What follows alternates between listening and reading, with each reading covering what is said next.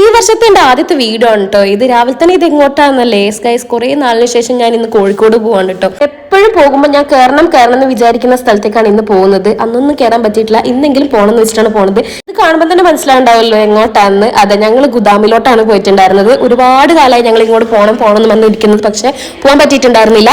പക്ഷെ ഇന്ന് ഇത് സംഭവിച്ചു ഗൈസ്. അവിടെ പാട്ട് പാടുന്നവർക്ക് പാട്ട് പാടാനൊക്കെ പറ്റട്ടോ. പിന്നെ ഞങ്ങളൊരു മിറർ കണ്ടാ വിടാൻ പാടില്ലല്ലോ അല്ലേ. എന്താണ് ഇന്നത്തെ പരിപാടി? എല്ലാ ഗ്യാങ്ങിലും കാണും ഇതുപോലൊരു സാധനം. ഞങ്ങളുടെ ഗ്യാങ്ങിലുണ്ട് ഇതാ ഇത് തന്നെ. പിന്നെ ഒന്നും പറയാനില്ലല്ലോ. പിന്നെ അവിടെ നേരെ ബീച്ചിലേക്ക് പോയി.